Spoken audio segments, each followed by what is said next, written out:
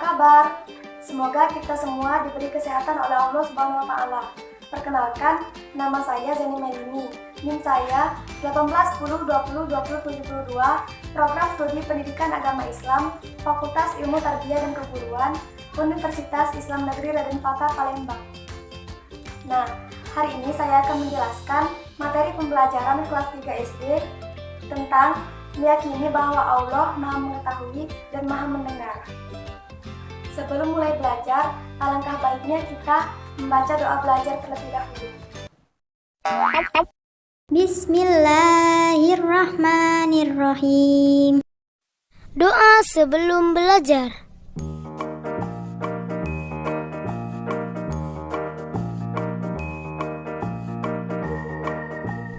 Assalamualaikum kawan-kawanku. Kita belajar yuk, agar kita menjadi anak yang pintar. Jangan lupa, kita berdoa dulu. Rabbi zidni ilma, warzuqni fahma. Ya Allah, tambahkanlah aku ilmu, dan berikanlah aku rizki akan kepahaman.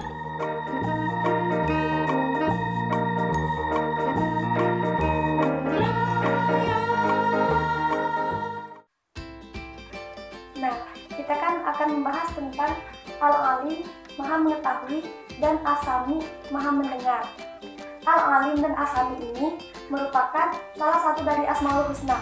Maka dari itu, kita harus mengetahui dulu apa itu Asmaul Husna. Asmaul Husna adalah nama-nama Allah yang baik dan indah. Asmaul Husna terdiri dari dua kata, Ismun dan Hasanun. Ismun berarti nama, sedangkan Hasanun berarti yang indah atau yang baik. Nah, Asmaul Husna ini terdiri dari 99 nama. Mari kita simak video berikut.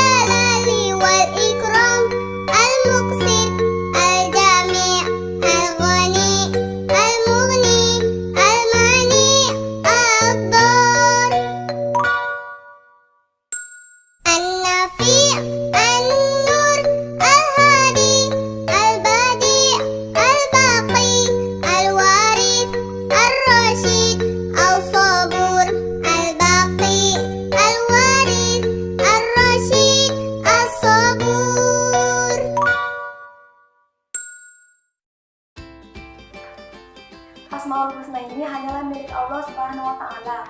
Manusia sebagai makhluk Allah hanya dapat mempelajari, memahami, serta meniru kandungan makna dari nama baik tersebut ke dalam kehidupan sehari-harinya.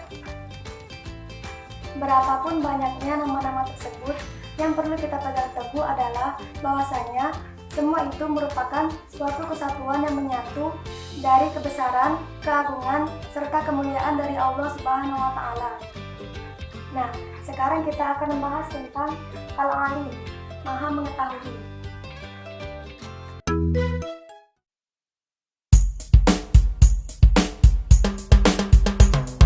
Al-Alim, Al-Alim, Allah Maha Mengetahui. Al-Alim, Al-Alim, Allah Maha Mengetahui. Mengetahui segala sesuatu yang nyata dan yang tersembunyi, yang sudah terjadi dan belum terjadi. Mengetahui yang di daratan, mengetahui yang di lautan, mengetahui isi hatimu, mengetahui segala-galanya.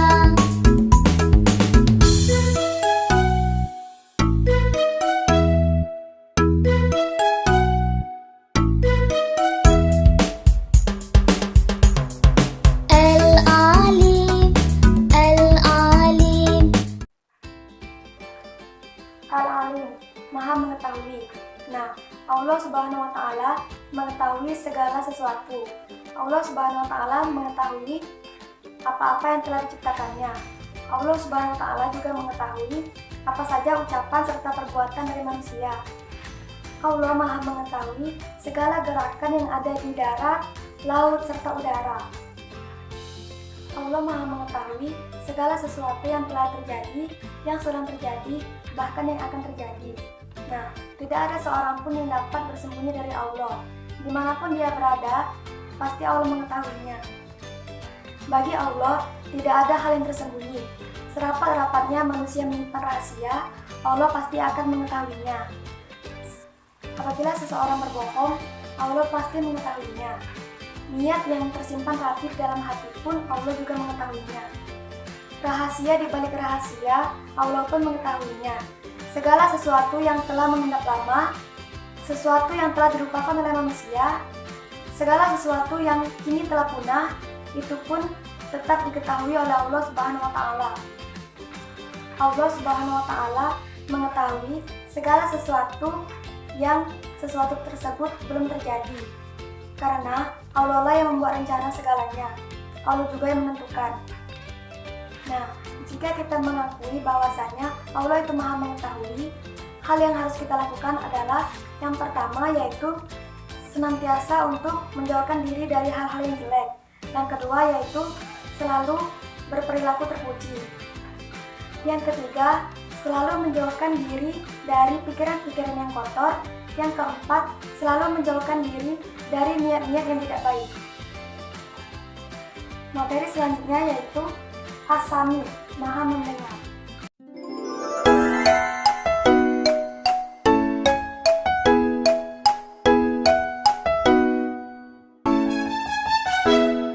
Maha mendengar sehalus bunyi, mendengar bisikan hati manusia. Maha mendengar segala-galanya, pendengarannya tidak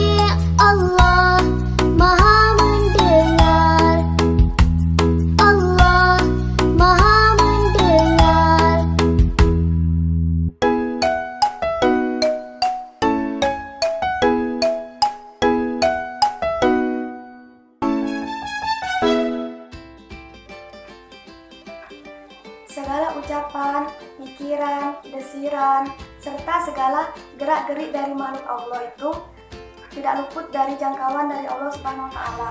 Allah sangatlah jelas mendengarnya. Allah Subhanahu wa taala mendengar semua yang terucap, terlintas dalam pikiran dan akal serta apa-apa saja yang dirasakan oleh hati makhluknya. Seperti gemercik air, gemerisik daun yang diterpa oleh angin, bahkan langkah kaki semut pun Allah mendengarnya dengan jelas. Semua suara dan bunyi di alam semesta ini terdengar oleh Allah dengan jelas.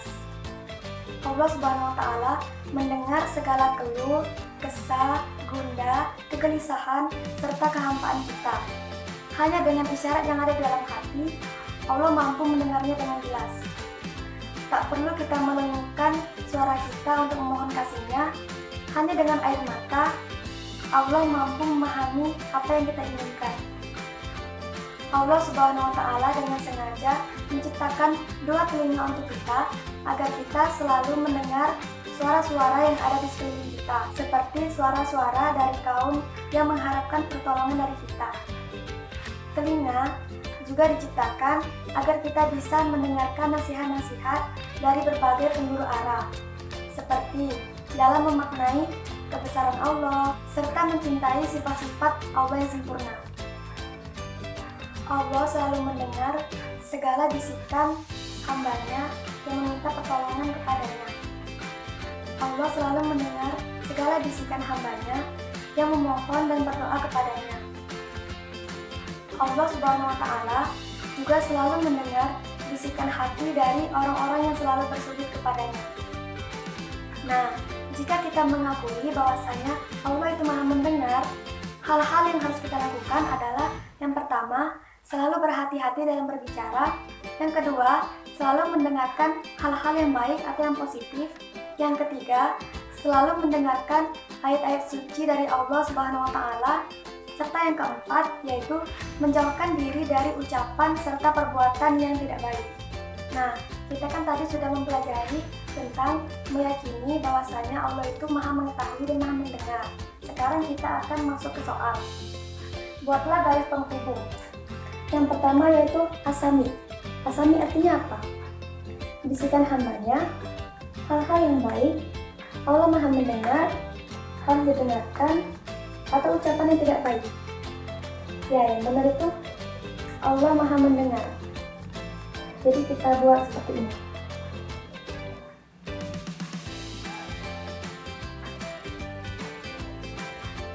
Nah, dan soal kedua yaitu harus dihindari. Nah, apa yang harus kita hindari? Bisikan hamba-Nya, hal-hal yang baik, harus didengarkan, atau ucapan yang tidak baik. Ya, benar. Yang terakhir, ucapan yang tidak baik.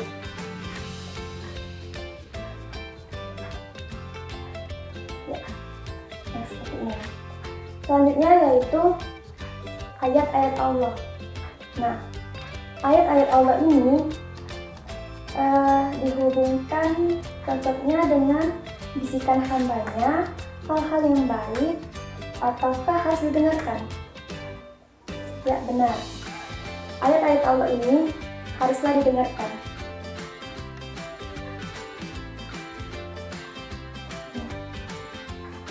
Selanjutnya yaitu Allah Maha mendengar. Ini cocoknya yaitu di bisikan hamba-Nya atau di ucapan yang tidak baik. Nah, jadi Allah Maha mendengar itu cocoknya di bisikan hamba-Nya. Jadi Allah mendengar bisikan dari hamba-hambanya. Jadi ini naik ke atas gini. Nah, sekarang yang terakhir nih, harus mendengarkan apa nih? Tinggal satu pilihan, hal-hal yang baik. Naik ke atas. Nah, kita kan telah menyelesaikan pertanyaan dari garis penghubung ini. Maka dari itu, pembelajaran kita pun selesai. Dan semoga pembelajaran hari ini dapat bermanfaat bagi kalian semua. Saya mohon maaf apabila terdapat kesalahan kata. Kepada Allah saya mohon ampun. Saya akhiri. Wassalamualaikum warahmatullahi wabarakatuh. Bismillahirrahmanirrahim. Doa sesudah belajar. Assalamualaikum kawan-kawanku. Nah, kita sudah selesai belajar. Semoga ilmunya bermanfaat ya. Ayo kita berdoa.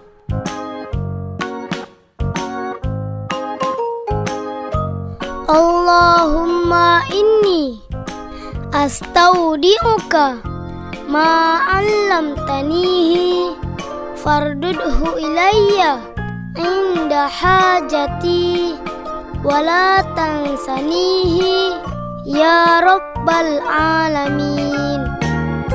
Ya Allah, sesungguhnya aku menitipkan kepada Engkau ilmu-ilmu yang telah Engkau ajarkan kepadaku, dan kembalikanlah kepadaku sewaktu aku butuh kembali, dan janganlah Engkau lupakan aku kepada ilmu itu, wahai Tuhan seru sekalian alam.